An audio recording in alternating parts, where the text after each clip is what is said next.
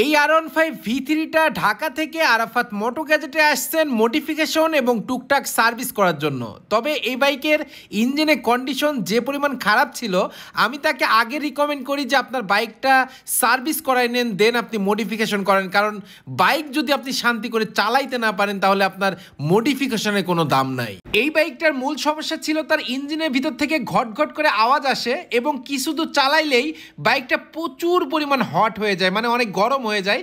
তো আমরা যখন বাইকটা কুলেন্ট খুলি ওই টাইমে কুলেন্টের কোনো জায়গায় আমরা মানে কুলেন্টের চেম্বারে কোনো জায়গায় আমরা কুলেন্ট পাই না। তো প্রত্যেকটা জায়গা আমরা ভালো করে চেক আউট করি। পরে দেখতে পারলাম নিচের যে হোস পাইপটা আছে ওই পাইপ খোলার পরে হালকা একটু বের হইলো। এটা বের হওয়া আর না বের হওয়া একদম সমান কথা। তো যাই হোক, আমরা এটা বাদ দিয়ে এখন আমরা ইঞ্জিনের সাইডে চলে আসলাম। তো আমরা ইঞ্জিন অয়েলটা প্রথমে ড্রেন দিলাম, তো দেখলাম যে ইঞ্জিন অয়েলটা অনেকটা ফ্রেশ আছে, তবে পরিমাণে যতটুকু থাকার কথা ছিল এটা ততটুকু নাই। তো এই ব্যাপারটাতে আমাদের সন্দেহ হলো যে এর যে রিং পিস্টন সেটা আমাদের চেক আউট করতে হবে। এবং মূলত সমস্যা হয়েছে কানেক্টিং রডের বিয়ারিং থেকে একটা বাজে নয়েজ আসছিল, মানে ক্র্যাঙ্কশ্যাফটের যে বিয়ারিংটা সেটা সম্পূর্ণ ডিস্ট্রয় হয়ে গিয়েছিল।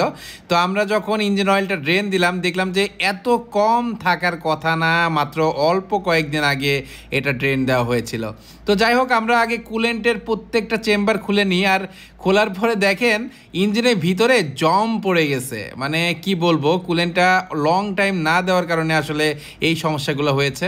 আর এটা আগে দিয়েছিল কিনা সেটাও আমি জানি না। তো আমরা কুলেন্টের যেই চেম্বারটা আছে সেটা আমরা একটু খুলে নিলাম। প্রত্যেকটা জায়গায় আমাদের ওয়াশ করতে হবে, যেহেতু এই বাইকটার ইঞ্জিনে কাজ করা হবে এই জন্য আমরা বাইক থেকে ইঞ্জিনটা নামাই নিচ্ছি। কারণ এই বাইক থেকে ইঞ্জিন না নামায়ে সম্পূর্ণ ইঞ্জিনের কাজ কিন্তু কমপ্লিট করা পসিবল না।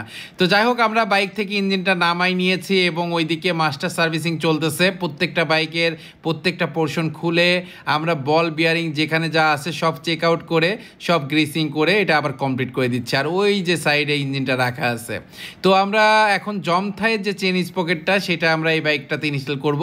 উনি মূলত মডিফাই করতে এসেছিলেন, বাট ওনার গাড়ি কন্ডিশন দেখে আমি আগে তাকে রিকমেন্ড করি যে বাইকটা আগে সার্ভিসটা করাই নেন, তারপরে আপনি মডিফাই করেন। তবে উনি টুকটাক যে মডিফাইগুলো আছে প্রত্যেকটাই উনি করেছেন। সব থেকে বড় ব্যাপার, ইঞ্জিনে কাজ করতে একটু বেশি সময় লাগে। উনি আমাদের হিউজ পরিমাণ সময় দিয়েছেন। উনি বাইকটা রেখে আবার ঢাকায় চলে গিয়েছেন, 3 থেকে 4 দিন পরে এসে উনি ওনার মডিফাই এবং কাজ পারফেক্টলি বুঝে নিয়েছেন। দেখতে পাচ্ছেন এই যে পিস্টনটা এটা সুলে গিয়েছে, এটা চেঞ্জ করে দিতে হবে।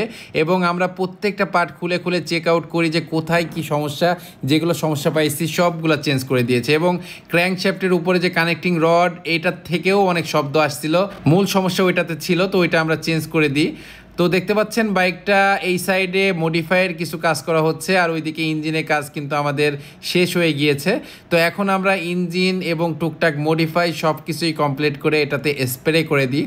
তবে আমাদের এখনও ডিআরএল সেটআপের কাজ কিন্তু বাকি আছে। তো এই জন্য আমরা এই বাইকটার আউটের যে পার্টগুলো আছে সেগুলো সেট আপ করে দেন আমরা হেডের মধ্যে ডিআরএল সেট আপ করবো। তবে এখানে আমরা অ্যাপ কন্ট্রোল 2টা ডিআরএল একসাথে সেট আপ করেছি।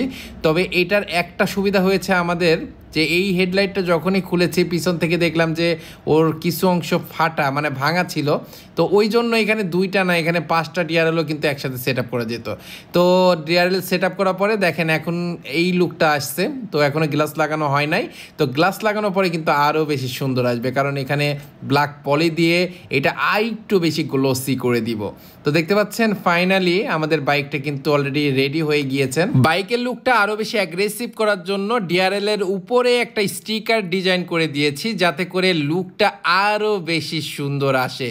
তো দেখতে পাচ্ছেন ফাইনালি আমাদের বাইকটা রেডি হয়ে গিয়েছে। সময় দিলে কাজ আসলেই ভালো হয়। ভাইয়াকে অনেক অনেক থ্যাঙ্কস, উনি হিউজ পরিমাণ টাইম আমাদের দিয়েছেন বাইকটা রেডি করে দেওয়ার জন্য। এতক্ষণ পর্যন্ত যদি আপনি আমার সাথে কানেক্ট থাকেন অবশ্যই আপনি একজন বাইক লাভার। তো কমেন্ট করবেন AMG। সবাই ভালো থাকবেন, সুস্থ থাকবেন, নামাজের কথা মনে রাখবেন। আসসালামু আলাইকুম।